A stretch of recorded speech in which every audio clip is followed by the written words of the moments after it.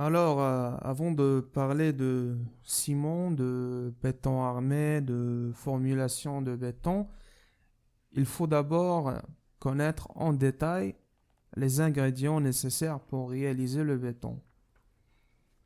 Alors, pour réaliser un béton, on a besoin de granulats, c'est-à-dire gravion, sable, sablon, etc., plus le ciment, en général un liant, parce qu'on peut avoir des bétons avec un liant autre que le ciment. On peut avoir un béton avec un liant hydrocarboné, c'est-à-dire un liant contenant bitume ou goudron.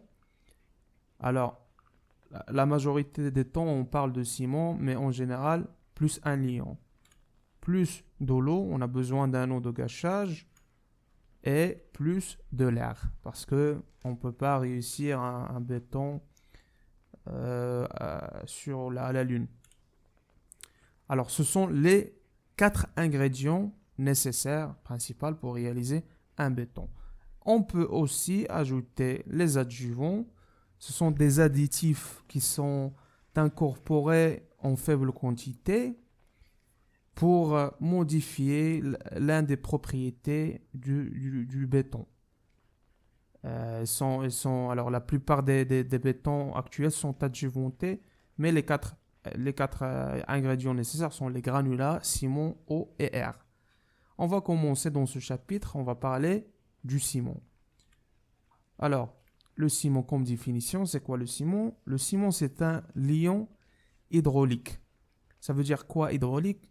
C'est-à-dire c'est un liant qui a besoin de l'eau, qui durcit sous l'eau.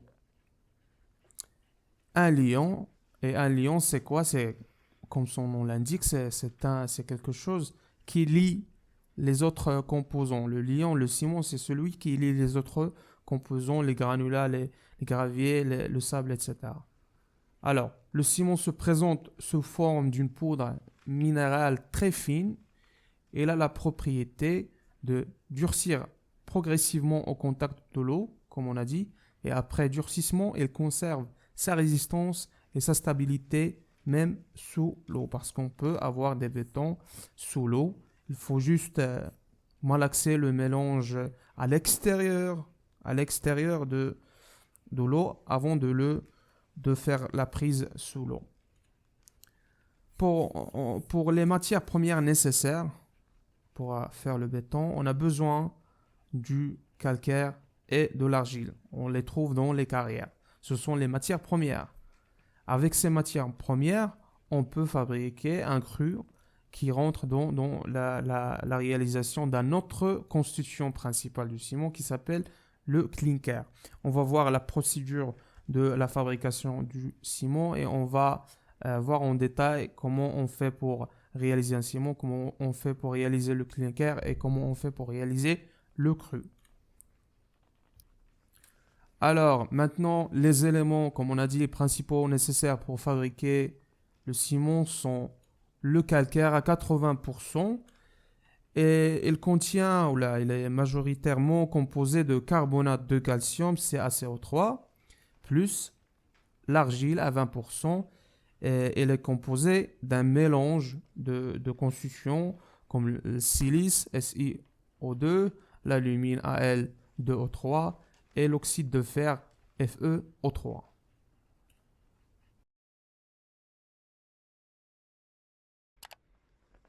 Le processus de fabrication du ciment. Alors, la fabrication du ciment se fait selon un procédé en continu, successivement et en parallèle. Alors, la cimenterie travaille 7 jours sur 7, 24 heures sur 24, sauf s'il y a une panne ou un problème d'équipement ou de matériel.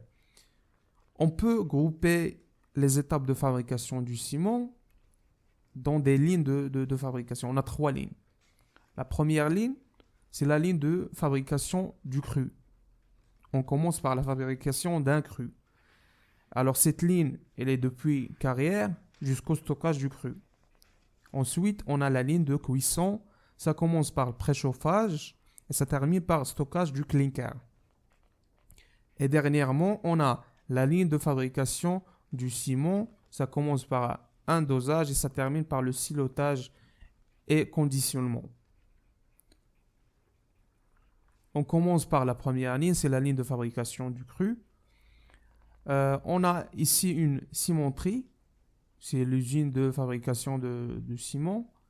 Et juste à côté, on a une carrière. Pourquoi implanter une carrière ou la cimenterie auprès d'une carrière? Tout simplement pour minimiser les coûts. On a intérêt à maximiser le profit. Alors, on n'aura pas besoin de dépenser beaucoup d'argent dans le transport, etc. D'accord. Cette carrière, comme on peut observer ici, c'est une carrière à ciel ouvert. On peut avoir des carrières souterraines. D'accord. Pour cette première étape, c'est la carrière. La carrière, c'est elle qui contient les matières premières nécessaires à la fabrication du ciment. On a dit le calcaire et l'argile. Alors, elles sont extraites de carrière. Alors, le calcaire cimentier est abattu à l'explosif. Après, elle est transportée. Des blocs de roche sont transportés ensuite par dumper vers les halls de concassage. Alors, abattage des matières premières. Après, transport. On peut voir ici aussi un autre exemple de carrière de calcaire. On a chargeuse et dumper pour transporter les blocs de roche vers les halls de concassage. Maintenant, le concassage et transport. Alors pour cette étape, on a donc les blocs de roche sont réduits par le concasseur à une taille max, une taille maximum de 80 mm. Puis ils sont acheminés par un convoyeur à bande vers les halls de pré-homogénéisation. Il faut noter que les roches qui sont maintenant réduites à une taille max de 80 mm et sont échantillonnées en continu. Pourquoi? Pour déterminer la quantité des différents ajouts nécessaires. Pour faire ce qu'on appelle la correction de la composition, on peut ajouter des ajouts d'oxyde de fer, d'alumine, de silice, etc. pour arriver à une composition chimique un peu idéale pour nous. Ici un exemple. Alors on a ici le hall de pré-homogénéisation. Pour les halls de pré-homogénéisation dans ce hall, la méthode de remplissage elle est circulaire et par couche superposée. Pourquoi? Pour obtenir une plus grande régularité de la composition chimique de notre mélange minéral.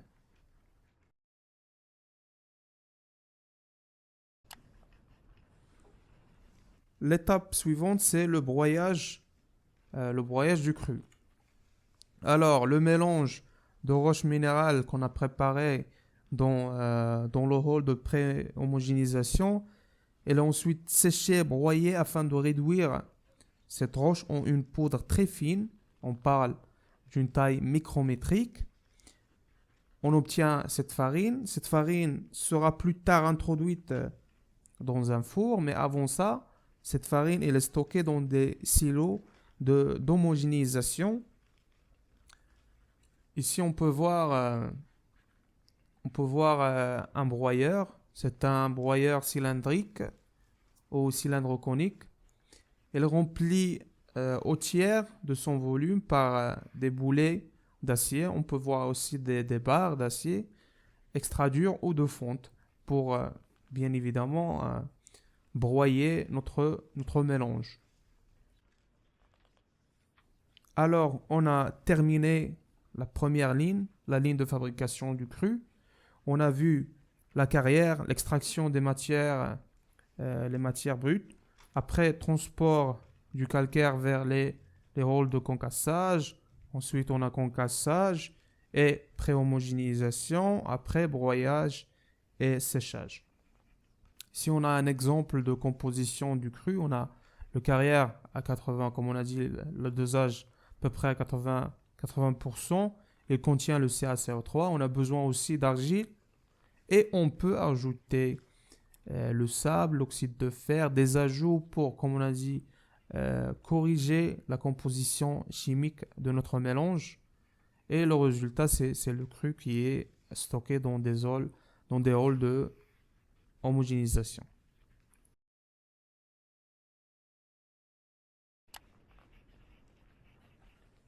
Après la première étape, là, la première ligne, la ligne de fabrication du cru, on a la ligne de cuisson. On commence d'abord par un préchauffage. Le préchauffage de la farine, il se fait dans un préchauffeur. Ici, on a un préchauffeur à cyclone. Cette farine est préchauffée à 850 degrés Celsius. On peut arriver à cette température dans 5 secondes. Le préchauffeur réutilise la chaleur produite par le four et la farine descend dans les cyclones qu'on a dit successifs.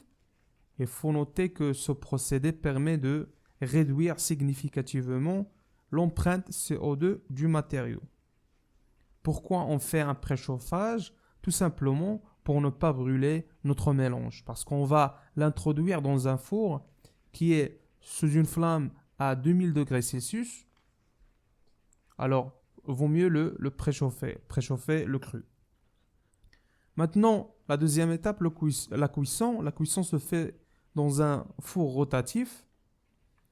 Dans un four rotatif, la température du mélange peut atteindre une température de 1450 degrés Celsius. À la sortie du four, la matière elle est appelée clinker, mais avant ça, elle passe dans un refroidisseur. Alors, le mélange, elle est trempé. C'est quoi la trempe? C'est-à-dire, il est refroidi rapidement par soufflage d'air frais pour obtenir la chimie cristalline appropriée pour les propriétés hydrauliques du clinker. Alors, après la trempe, la température du clinker passe de 1450 à 100 degrés Celsius. Maintenant, après qu'on a obtenu le clinker, il est refroidi comme on a dit, et il est stocké dans des halls de plusieurs dizaines de milliers de tonnes qui permettent d'assurer une continuité de production du ciment. Il peut être stocké dans des halls et aussi dans des silos. Ici, pour avoir une idée, on a un préchauffeur, la tour à cyclone. En bas, on a un four rotatif. Et il faut indiquer que ce four, il est un peu incliné. Il est incliné avec une pente à l'ordre de 3%. Incliné pourquoi? Pour assurer l'écoulement du mélange. Et il est d'habitude, il a 100 mètres de longueur et 5 mètres de diamètre. Il faut aussi indiquer que dans le four, on a 3 zones. D'habitude, on a une zone de déshydratation. Ça commence flamand, tu as le four à 900 degrés Celsius. Au milieu, on a une zone de décarbonatation et à l'aval, on a une zone de cuisson. On a préchauffeur et four. Ici, juste pour avoir une idée sur la grandeur, tu as le four rotatif. Ici, on a un diamètre de 7 mètres. Et on a ici le refroidisseur pour faire la trempe, pour faire refroidir le clinker. On a un écoulement du clinker. Clinker, pas de problème. Et on a le soufflage d'air frais. Et ici, on a le résultat, le matériau principal pour la fabrication du ciment, le clinker.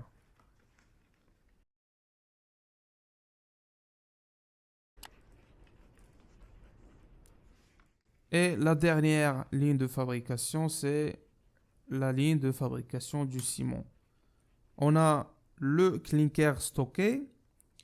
On fait le broyage de ce clinker, mais d'abord, on ajoute le gypse et on ajoute d'autres constituants, des constituants secondaires.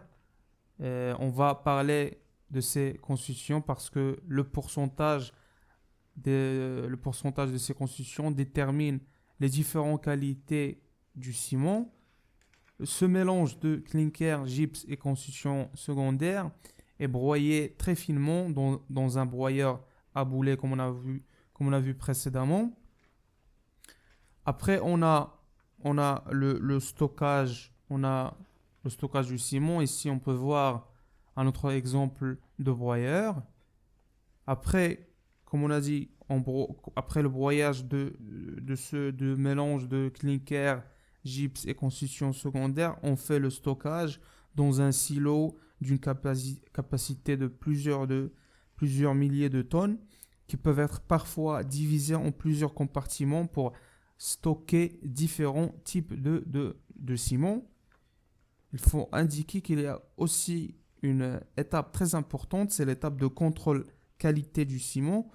Lors de son stockage, le ciment est prélevé, analysé chimiquement et physiquement avec des essais de résistance sur des mortiers normalisés pour garantir son niveau de qualité. Et enfin, la dernière étape, c'est conditionnement et expédition du ciment. Le ciment est expédié en vrac ou en sac par différents modes de transport. Ici, on peut voir les différents modes de livraison. On a par sac, comme les sacs de 50 kg. On a ici un sac de Lafarge. Vous pouvez observer, on a 32,5 R. Ça veut dire quoi? On va voir les classifications, les types de classification, comment on peut classifier les ciments. On a les sacs, on a les big bags, c'est un grand sac. Et la majorité de livraison se fait en vrac. Ici, on a contrôle qualité, comme on a dit, la cimenterie. On a des laboratoires, on a des analysateurs du laboratoire de la cimenterie qui font ces analyses avec des technologies d'analyse comme la fluorescence X et la diffraction des rayons X. Ça pour contrôle qualité. Alors enfin, pour résumer, on a vu toutes les étapes nécessaires pour la fabrication du ciment. On a vu la ligne de fabrication du cru. On commence depuis carrière, on fait l'extraction des matériaux bruts. Après, transport du calcaire vers les rôles de concassage. On fait le concassage pour réduire cette roche. On réduit la taille à une taille de 80 mm. Après concassage, on a pré-homogénéisation. Après, on a broyage pour obtenir une farine fine. Et on a stockage du cru. Après la ligne de fabrication du cru, on a la ligne de cuisson où on commence par le préchauffage, comme on a dit, pour ne pas brûler la farine d'Ienna. Après préchauffage, la cuisson qui se fait dans un four rotatif. Et à la sortie du four, on fait tremper ce mélange pour obtenir le clinker et on finit par le stockage du clinker. La dernière ligne, c'est la ligne de fabrication du ciment. On commence par le dosage, c'est-à-dire on fait doser, on ajoute là le clinker, le gypse et les constituants secondaires. On les broie très finement pour obtenir enfin le ciment qui sera stocké et ensuite conditionné et expédié.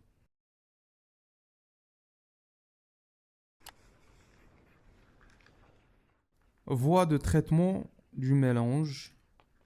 Alors, notre exemple, le processus qu'on a traité, on a travaillé avec la voie sèche.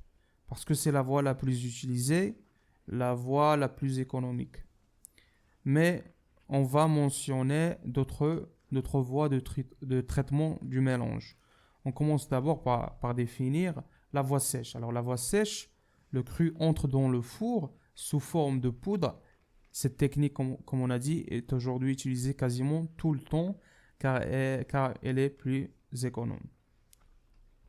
Après, on a la voie humide. Alors c'est la méthode la plus ancienne. Alors quand on dit humide, c'est-à-dire on va incorporer une quantité de l'eau. Le cru est transformé en une pâte fluide par adjonction d'eau, entre 30 et 40% d'eau, avant d'entrer dans le four. Il s'agit de la technique la plus simple, mais aussi la plus consommatrice en énergie, puisqu'il faut évaporer l'eau lors de la cuisson. On peut observer que la longueur du four, la voie humide, cette longueur est plus grande que celle de la voie sèche. Enfin, on a la voie semi-sèche. Le cru est aggloméré en granulaire par humidification avant la cuisson. Ce procédé est connu avant la voie sèche et on ajoute une faible quantité de l'eau par rapport à la voie humide. هادو هما les voies de traitement du mélange, mais la plus utilisée est la voie sèche.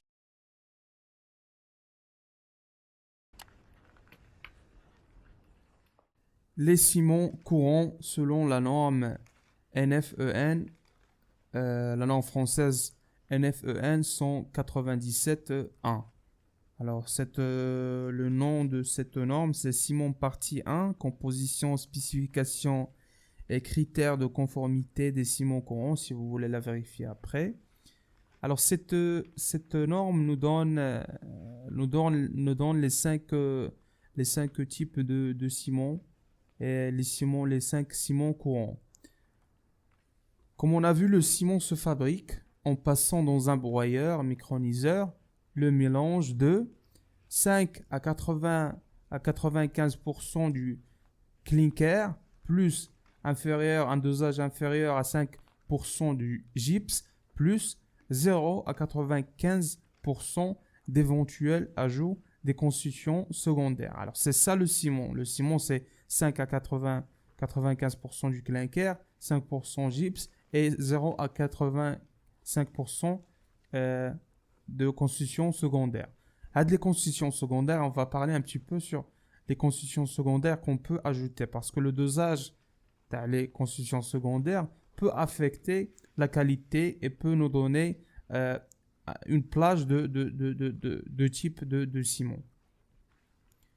Pour les éventuels ajouts, on a les laitiers granulés des eaux fourneaux S, les cendres volantes siliceuses V, les cendres volantes calciques W, les pozzolane Z, P, P, Q, schiste calciné T, la fumée de silice T et les dérivés du calcaire en fonction du taux de carbone organique L et WL. Pour les effets, tu as les constitutions parce qu'on a dit l'ajout de constitutions peut affecter et peut avoir des effets sur notre ciment. Pour les laitiers granulés de haut fourneau S, on peut diminuer la réactivité à court terme, la montée en résistance moins rapide, elle est adaptée aux ouvrages en contact avec le sol. Pozzolane naturel P, on peut encore une fois diminuer la réactivité à court terme, etc. Pozzolane calciné Q, la même chose. Cendre volante siliceuse V apporte une résistance complémentaire à long terme et peut aussi améliorer la durabilité en diminuant la perméabilité le ciment, etc. Cendre volante calcique W, on peut améliorer l'ouvrabilité. Schiste calciné T, encore une fois, on diminue la réactivité à court terme, etc. Calcaire broyé LWL accélère la cinétique d'hydratation à très court terme 2 à 5 à 7 jours et complète le squelette granulaire. M, mélange de constituants, c'est-à-dire lorsqu'on associe plusieurs constituants, c'est M. Lorsqu'on a plusieurs constituants, c'est M. Alors on associe aussi les effets les constituants ajoutés. Les ciments courants selon la norme NFEN, la norme française NFEN 197.1. Alors, selon cette norme, les ciments sont subdivisés en 5 types de ciments selon la nature et la proportion des constituants. Premièrement, alors on a 5 types, CEM1, CEM2, CEM3, CEM4 et CEM5. Premier type, c'est CEM1, aussi appelé ciment Portland, dans la norme française CPA. On a un pourcentage, un dosage de clinker à 95%, gypse, le régulateur de prise à 5% et 0% pour les autres ajouts. On n'a pas d'ajout secondaire. On n'a que le clinker et le gypse. Deuxièmement, on a CM2, deux types, CM2A et B, appelé ciment Portland composé dans la norme française CPG. On a un pourcentage de clinker pour CM2A de 80 à 94%, pour CMP 65 à 79%, le gypse toujours 0 à 5%, et pour les constituants secondaires, pour A de 6 à 20%, pour B de 21 à 35%.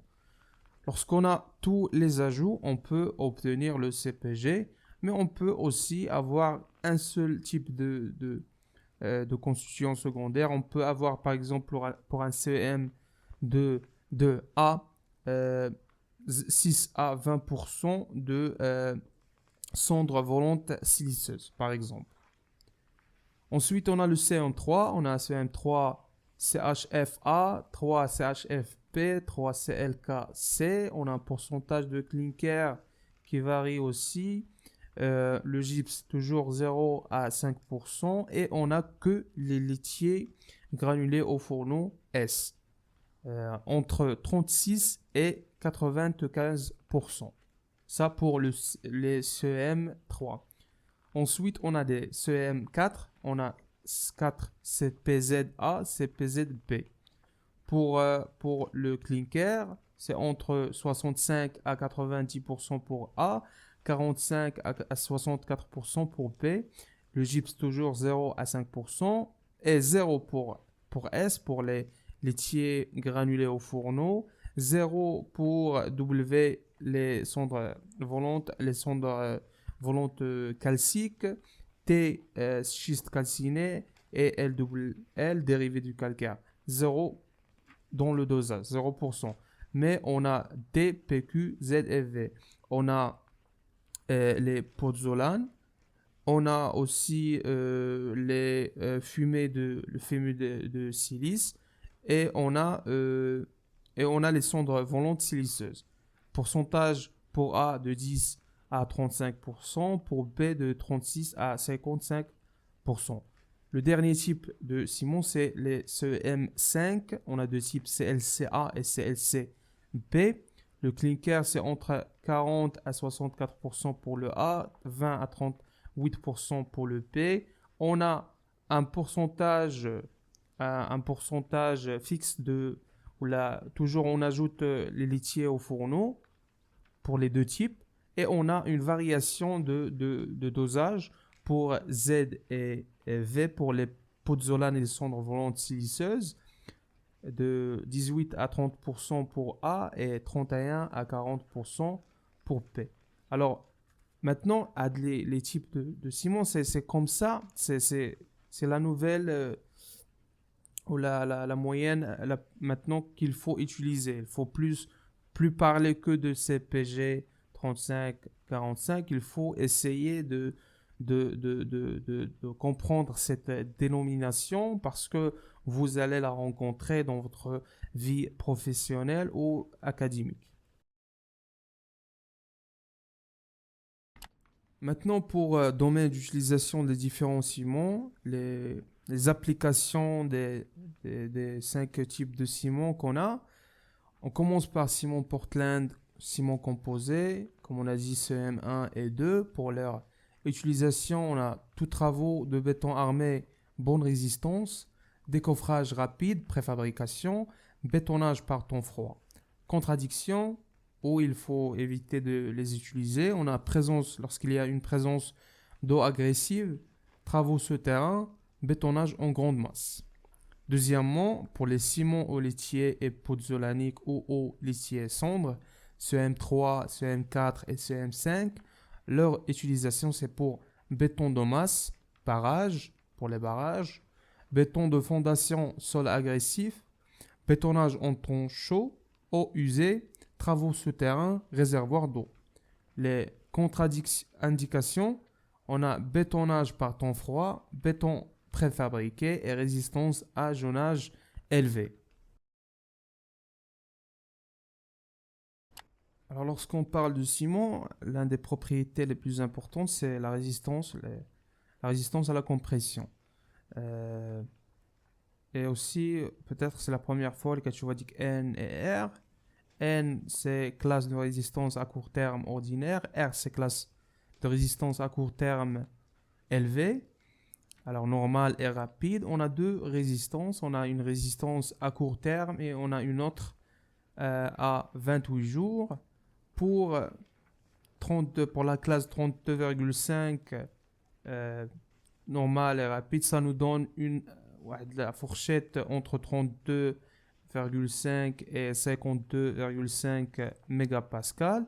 Pour classe 42,5 normale et 42,5 R, on a une fourchette entre 42,5 et 62,5 mégapascal. Pour la dernière classe de résistance 52,5, on parle de normal et rapide, on a une résistance à 28 jours supérieure à 52,5 mégapascal. Ça, c'est pour les classes de résistance du ciment, la classification du ciment selon la résistance à la compression.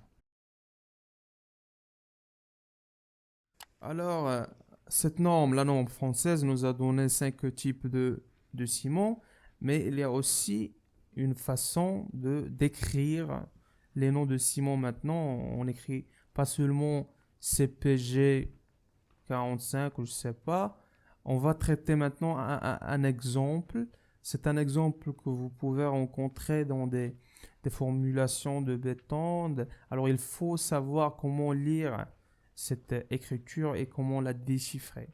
Alors ça c'est un ciment. On a CEM2 /A-2L 32,5 R PMES.